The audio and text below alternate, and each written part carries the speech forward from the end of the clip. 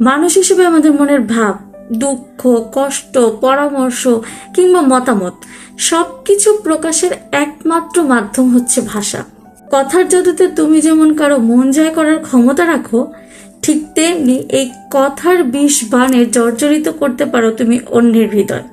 তাই তো Rudyard Kipling বলেছিলেন, words are of course the most powerful drug used by mankind. ঠিক এই কারণেই কোথায় কতটুকু কথা বলতে হবে সেইটা জানা যতটা জরুরি, তার চাইতেও বেশি জরুরি কোথায় তোমার কথার লাগাম টেনে ধরা উচিত। আমাদের আশেপাশে এমন বহু লোক থাকে যারা যত্রতত্র অন্যকে পরামর্শ দিতে খুব বেশি ইউজড থাকে। তারা কথা এতই বলে যে তাদের কথাকে মানুষ পাগলের প্রলাপের মতো মনে করে।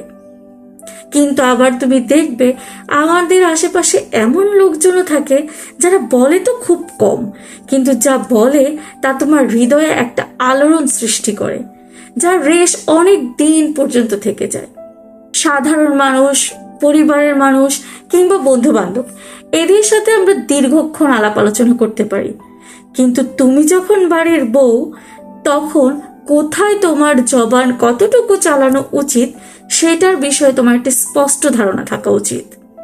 তারা তোমাকে যতই বলুক না কেন তুমি তাদের ফ্যামিলির পার্ট। তুমি যখন তাদের ব্যক্তিগত ব্যাপারে কোনো কথা বলতে যাবে, তোমার লিমিটটা তারা চোখে আঙুল দিয়ে তোমাকে দেখিয়ে দেবে। কিন্তু এমন যদি হয় যে এই মানুষগুলোই আসলে তোমার মতামত, তোমার পরামর্শ নেওয়ার জন্য খুব উদ্গ্রীব হয়ে থাকে, তাহলে ব্যাপারটা কেমন হয় বলো তো? ফ্যান্টাসি মনে হচ্ছে, কিন্তু ফ্যান্টাসি মনে হলেও এটা সম্ভব। এটা শুধু তখনই সম্ভব যখন তুমি বুঝতে শুরু করবে কোথায় তোমাকে চুপ থাকতে হবে, সব ব্যাপারে কথা না বলা, যত্রতত্র যাকে তাকে পরামর্শ না দেওয়া। এই ছোট ছোট অভ্যেসগুলো তোমার কথার ভ্যালুকে এমন পর্যায়ে নিয়ে যাবে যে তোমার পরামর্শ নেওয়ার জন্য তারা উদ্গ্রীব হয়ে থাকবে। কারণ তখন তারা এইটা বিশ্বাস করা শুরু করবে তুমি যেহেতু অযথা কথা বলছো না, তার মানে তোমার কথার একটা ভ্যালু আছে। তাই আজকে আমি তোমাদেরকে এমন 6টা পরিস্থিতির কথা বলবো, যে 6টা পরিস্থিতিতে তুমি যদি তোমার জবানে লাগাম দিতে পারো, তাহলে তুমি তোমার এই কথা দিয়েই অন্যের অন্তর জয় করতে পারবে। এই 6টা সিচুয়েশনে তুমি যদি নীরবতা পালন করতে পারো, তাহলে তোমার এই নীরবতাই হবে তোমাকে হাই ভ্যালু প্রমাণ করার প্রথম সোপান। তাহলে চলো আজকে জেনে নিই বাড়ির বউ হিসেবে এমন কোন 6টি সিচুয়েশনে তুমি তোমার মূল্যবান কথাকে অপচয় করবে না। প্রথমত, অন্তর্বর্তীকালীন কলহের সময়। দেখো, আগেই বলেছি তারা যতই তোমাকে বলুক না কেন তুমি তাদের ফ্যামিলির পার্ট, আলটিমেটলি তুমি একজন বহিরাগত। তাদের পরিবারের দীর্ঘদিনের ইতিহাস তুমি খুব সহজেই রপ্ত করে নিতে পারবে না।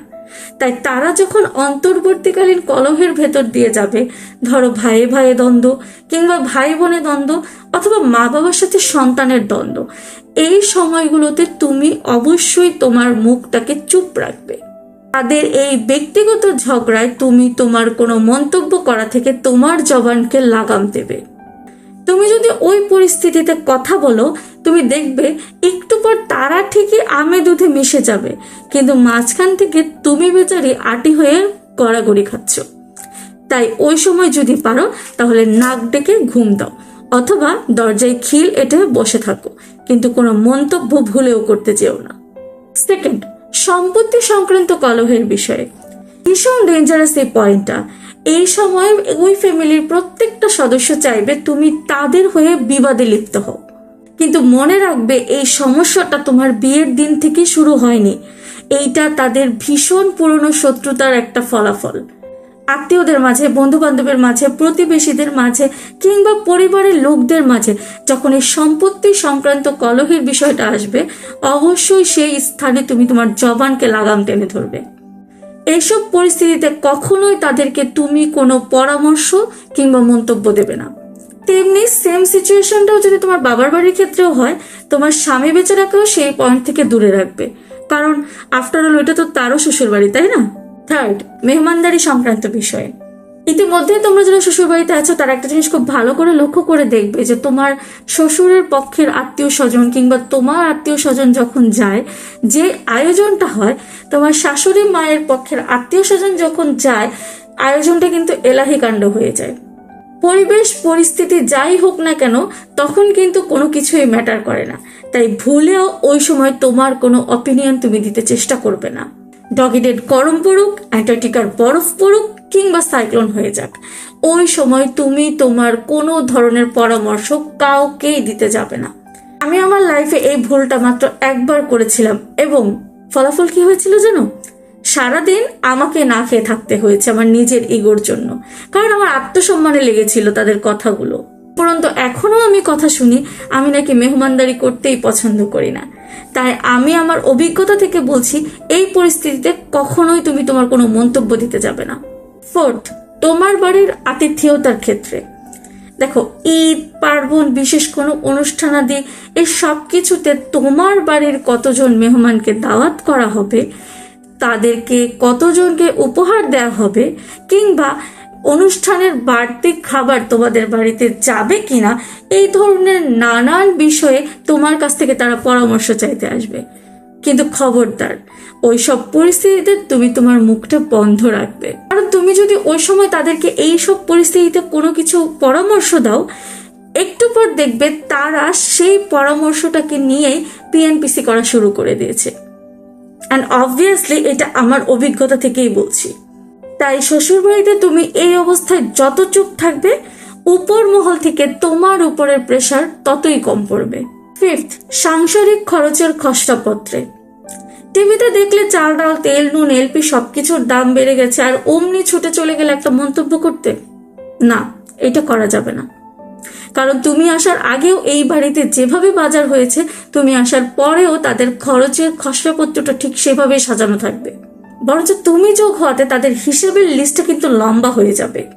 তাই এই ব্যাপারে তোমার করা মন্তব্য, তোমার করা হা হুতাশ, কিংবা তোমার দেয়া কোনো পরামর্শ তোমার ভ্যালুকে জাস্ট গ্রাউন্ড লেভেলে নিয়ে আসবে। তার উপরে তুমি যদি হয়ে থাকো পুরোদস্তুর গৃহিণী, তাহলে এই বিরক্তির বহিঃপ্রকাশ তোমাকে অপমান করা দিয়ে শেষ হবে। কারণ একে তো তুমি তাদের জন্য এক্সট্রা খাত, তার উপরে তোমার আবার এই ফালতু বকওয়াস চিন্তা ভাবনা মতাদর্শ তুমি তাদের সাথে শেয়ার করছো। কি মেনে নেবে বলো তো এই কম্বিনেশন? তাই ব্যক্তিগত অভিজ্ঞতা থেকেই বলছি, এই ধরনের ক্ষেত্রে তুমি তোমার মূল্যবান কথাকে লস করবে না।